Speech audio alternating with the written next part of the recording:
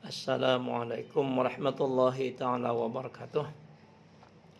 A'udzu billahi minasyaitonir rajim. Bismillahirrahmanirrahim. Alhamdulillahi rabbil alamin.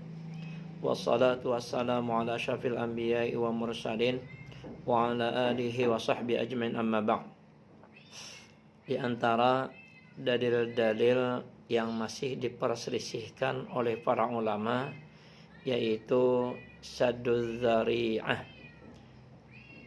Pengertian sadduz zari'ah. Sadduz zari'ah berarti melarang perkara-perkara yang lahirnya boleh karena ia membuka jalan dan menjadi pendorong kepada perbuatan-perbuatan yang dilarang oleh agama. Seperti melarang perbuatan atau permainan judi tanpa uang. Sadduz zari'ah terdiri atas dua lafaz, yaitu saddu dan zari'ah. Secara bahasa, saddu artinya penghalang, hambatan atau sumbatan. Sedangkan zari'ah artinya jalan.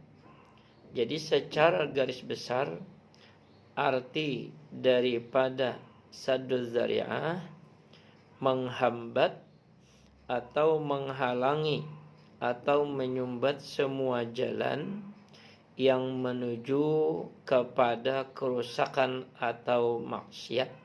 Ini pengertian secara bahasa. Artinya secara lahiriah perbuatan itu dibolehkan. Namun karena perkara itu membawa kepada kerusakan dan membawa kepada maksiat, maka perbuatan itu berubah menjadi terlarang. Ini pengertian secara bahasa. Adapun menurut istilah ulama usul fikih, yang dimaksud dengan zari'ah adalah al-mas'alatu allati zahiruhal ibahatu wa yatawassalu biha ila fi'lil mahzur. Artinya masalah yang lahirnya boleh, yang mubah untuk dilakukan, tetapi dapat membuka jalan untuk melakukan perbuatan yang dilarang. Contoh misalnya, diharamkannya mendirikan diskotek karena biasanya sebagai tempat maksiat dan dosa. Pada lahirnya membangun bangunan itu boleh, tapi karena tempat itu bisa membawa kepada perbuatan maksiat dan perbuatan yang dilarang oleh Allah, maka dia diharamkan. Contoh lain, diharamkan menanam ganja untuk menutup kerusakan yang ditimbulkannya. Menanam tanaman apa saja secara hukum boleh, tapi karena yang ditanam adalah berupa ganja, itu kalau nanti dikonsumsi oleh orang itu akan membawa kepada kerusakan, akan menimbulkan. Dan biasanya ganja sering digunakan untuk dijadikan bahan yang bisa membuat orang mabuk. Oleh sebab itu, karena kebanyakan digunakan untuk itu, yang tadinya boleh berubah menjadi tidak boleh.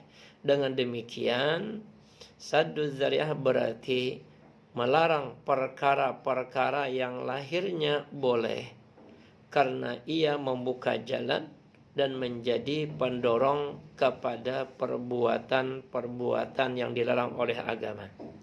Kedudukan sadduz zari'ah sebagai sumber hukum. Beberapa ulama berbeda pendapat mengenai kedudukan sadduz zari'ah sebagai sumber hukum. Berikut beberapa pendapat ulama. Yang pertama, menurut Imam Malik dan para pengikutnya, sadduz zari'ah dapat dijadikan sumber hukum.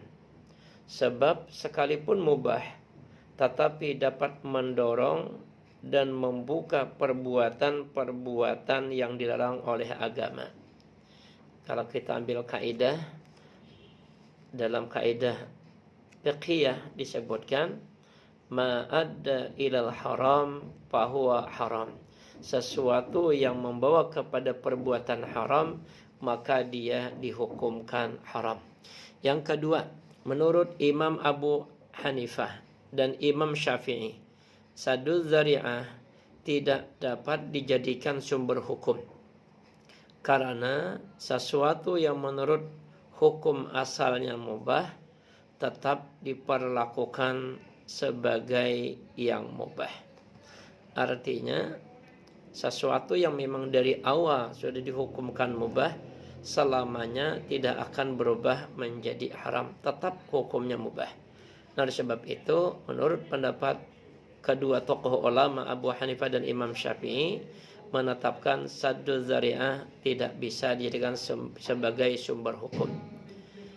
Kemudian yang berikutnya, di antara dalil-dalil yang diperselisihkan para ulama adalah mazhab sahabi. Pengertian mazhab sahabi adalah fatwa-fatwa para sahabat mengenai berbagai masalah yang dinyatakan setelah Rasulullah Sallallahu Alaihi Wasallam wafat.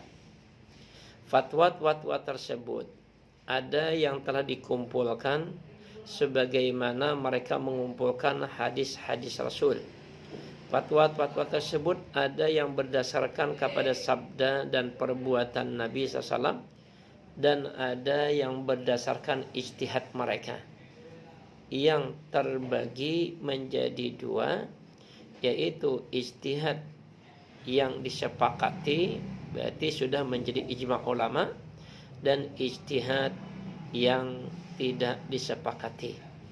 Artinya fatwa-fatwa yang bersumber dari para sahabat ini disebut dengan madhab sahabi. Apakah itu nanti sudah disepakati atau tidak? Nah, itu tetap termasuk daripada madhab sahabi. Kedudukan madhab sahabi sebagai sumber hukum. Kedudukan madhab sahabat sebagai sumber hukum dapat dibagi menjadi beberapa macam sebagai berikut. Pertama, madhab sahabat yang berdasarkan sabda dan perbuatan serta ketetapan Rasulullah SAW wajib ditaati. Sebab hakikatnya ia merupakan sunnah Rasul.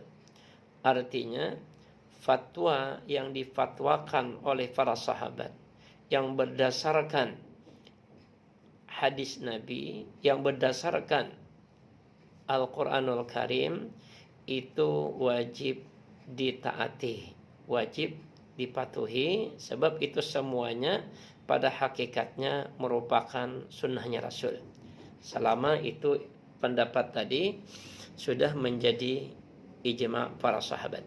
Yang kedua, mazhab sahabat yang berdasarkan hasil ijtihad, tetapi telah mereka sepakati yang disebut dengan ijma' sahabat, dapat dijadikan hujjah dan wajib ditaati. Sebab selain dekat dengan Rasulullah, mereka mengetahui rahasia-rahasia tasyri' dan mengetahui perbedaan pendapat mengenai peristiwa yang sering terjadi. Bagian yang kedua ini adalah fatwa sahabat yang merupakan hasil ijtihad mereka. Kemudian ijtihad mereka ini sudah menjadi ijma'. Nah, kalau begitu dia dapat dijadikan sebagai hujjah, dalil, dan wajib juga kita taati. Contoh, mazhab sahabat yang telah mereka sepakati antara lain mengenai pembagian harta waris bagi nenek, yaitu mendapatkan 1/6 dari harta warisan. Nah, ini mazhab pendapat sahabat yang sudah menjadi kesepakatan di kalangan para sahabat. Yang ketiga, mazhab sahabat yang tidak mereka sepakati tidak bisa dijadikan hujjah dan tidak wajib diikuti. Artinya, tidak semua fatwa atau mazhab sahabat itu mereka sepakati. Dan ada beberapa pendapat di antara mereka itu yang tidak disepakati. Nah, pertanyaannya, apakah mazhab seperti ini, fatwa sahabat seperti ini wajib diikuti atau tidak? Nah, ulama mengatakan bahwasannya mazhab sahabat yang masih mereka berbeda pendapat, tidak mereka sepakati, itu tidak dijadikan hujjah dan tidak juga wajib diikuti. Abu Hanifah mengakui adanya ra'yu, yaitu pendapat sahabat. Sedangkan Imam Syafi'i mengatakan tidak melihat seorang pun ada yang menjadikan perkataan sahabat untuk dijadikan hujjah. Sebab perkataan sahabat tersebut didasarkan kepada ra'yu dan di antara sahabat sendiri juga berbeda pendapat. Nah, inilah di antara kedudukan pendapat ulama tentang kedudukan mazhab sahabi yang bisa dijadikan sebagai sumber hukum. Berikut yang terakhir di antara dalil-dalil yang disepakati adalah dalalah al-iqtiran. Pengertian dalalah al-iqtiran, maksud dari dalalah al-iqtiran adalah dalil-dalil yang menunjukkan kesamaan hukum terhadap sesuatu yang disebutkan bersamaan dengan sesuatu yang lain. Seperti misalnya atimmul hajja wal umrata lillah. Kalimat di situ adalah yang kita bahas adalah atimmul hajja, sempurnakan haji. Diikuti setelah itu dengan kata wal umrata, dan umrah lillahi ta'ala, karena Allah. Nah, ini penunjukan yang disebut penunjukan dilalah yang bersamaan antara hukum haji dengan hukum umrah. Nah, permasalahan berikutnya adalah kedudukan dilalah al-iqtiran sebagai sumber hukum. Apakah contoh seperti ini atau dilalah al-iqtiran itu bisa dijadikan sebagai sumber dalil atau tidak? Berikut beberapa pendapat para ulama tentang kedudukan dilalah al-iqtiran sebagai sumber hukum. Pendapat yang pertama mengatakan, yaitu jumhur ulama berpendapat bahwa dilalah al-iqtiran tidak dapat dijadikan hujjah sebab sesuatu yang bersamaan dalam satu susunan tidak mesti bersamaan dalam hukum. Menurut jumhur ulama, boleh jadi yang disebutkan secara berbaringan, secara bersamaan, namun hukumnya boleh jadi berbeda.